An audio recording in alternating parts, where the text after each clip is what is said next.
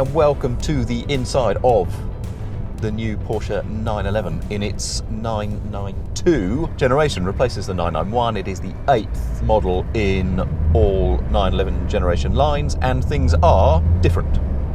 I've literally just got in it, so you are learning as I do.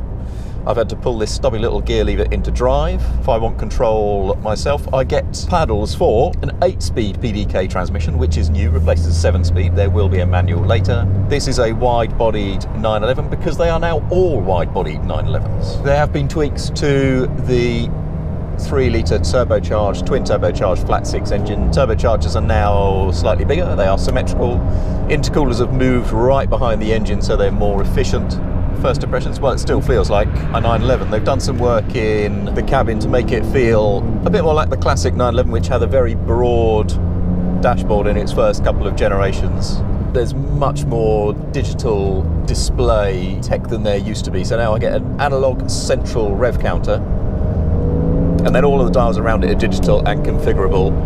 Big digital display in the middle, but with still a few buttons down here for the nice actual sort of haptic feedback in addition to your touch screen stuff. So things like my temperature gauge, thankfully, are still on a nice sensible button that is where I left it.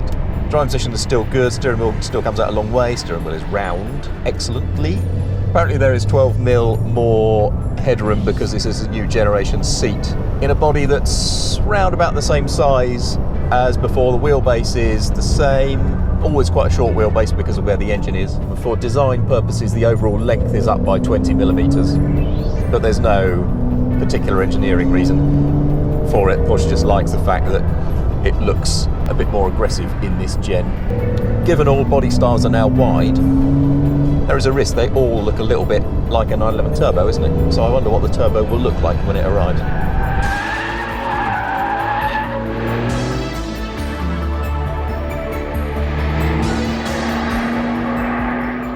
Okay, so this is a 4S with a sports chassis, which means it gets a 10mm chassis drop. It also has active rear steer, so it gets the full gamut of optional chassis stuff that you can spec at the moment. Still revs at 7.5, just like the 3-litre from the just departing 991, and it still sounds like a flat 6. I mean, it doesn't sound as zingy as a GT3 engine, obviously, but it's quite a nice sound. This PDK works really quickly. I mean, twin clutch gearboxes always work really fast because it's as simple as disengaging one clutch and engaging another. Brake feel is really nice. Steering feel is good. It's a nice weight. You can feel the weight build up mid-corner. Everything's electrically assisted these days, but e-pass systems are getting better and better and better. This one feels like a really nice one. Body control is good. You can feel a little bit of movement because this is, after all, a road car, not a track car. I will be intrigued to try a 2S and to see what the chassis balance is like. This one feels nice and neutral. For consistency's sake, I had a go in a 991 last week. It's been a long time since I tried one, so I took a 911T out on the road, and it really felt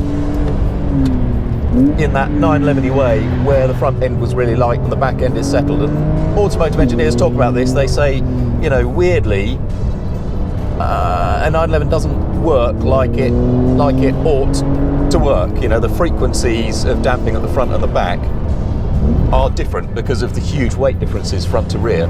In a typical 911, you quite often find yourself guiding the front a little bit, and then of course there's obviously loads and loads and loads of traction. Well, with the extra front track width, this one feels a bit less rear engine, if you like. It feels that bit more consistent front and rear. This one's got active rear steer as well. There's now active engine mounts, which are more rigid than previously, so apparently they work rather better. It feels staggeringly capable. I mean, really capable, but also not really any less exciting than it was. I mean, there have been times in the past where we've gone to a new generation of 911 and come away going, oh well, you know, it's better in every absolute respect, but when they went from air cooling to water cooling, they introduced power steering, then they introduced electric power steering, and then eventually turbos. So there have been quite a lot of things over the years that progress has dictated where the 911 has matured a bit and become perhaps a bit less exciting in the process. This is one of those generations where I think none of that applies. It's just as exciting as it was, but it is also more sophisticated than it was too.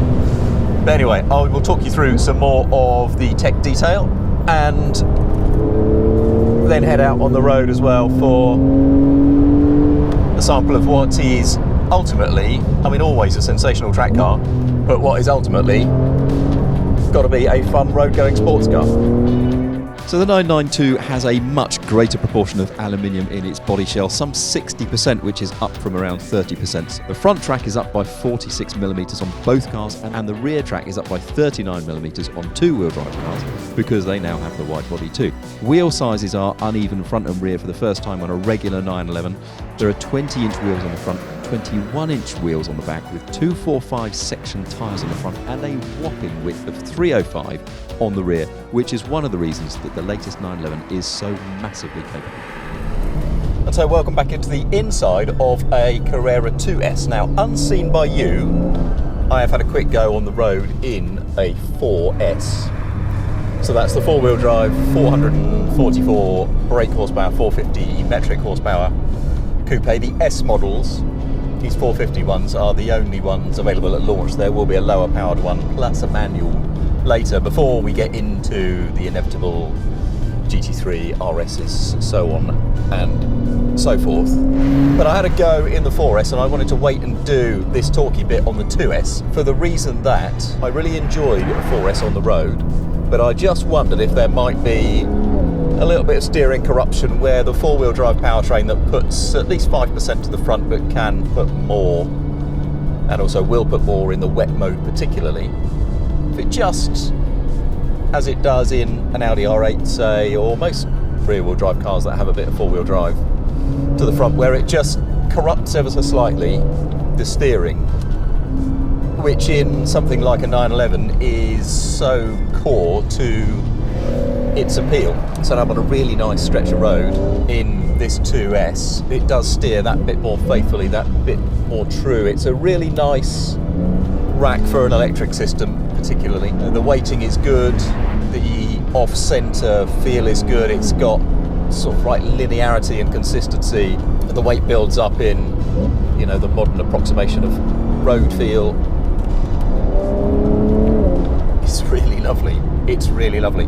Am I having more fun than I would in, say, there's a first generation 911 back at the base Porsche are using for this, and it's on 165 section tyres with 15-inch wheels, and it's so beautiful and compact to look at, and you'd think driving it along a road like this with its much lower limits and its manual gearbox and everything, you think what a real pleasure of feeling the weight move around as it surely would.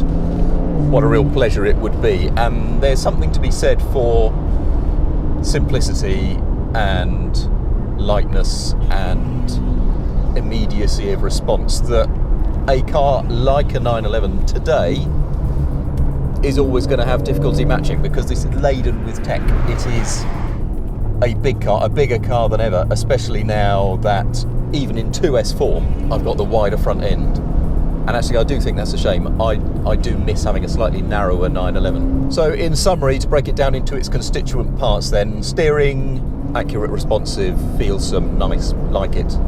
Chassis, good, composed, good ride, good body control, feels like a sporting GT car, exactly where it should be. Interior, maybe there's a bit too much going on in the touchscreen that you could have proper buttons for, but generally it's a good, well-built, solid cabin. Otherwise they've taken all of the bits of the 991 and just made it better. It just feels like a better 911. I strongly suspect, and we'll do a full group test at some point, but this car slips, I think, straight into a position at the top of its class. I can't imagine testing it alongside any of the other rivals and preferring them.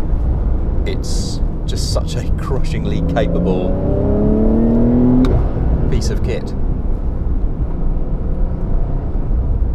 And that's it. I'll end there.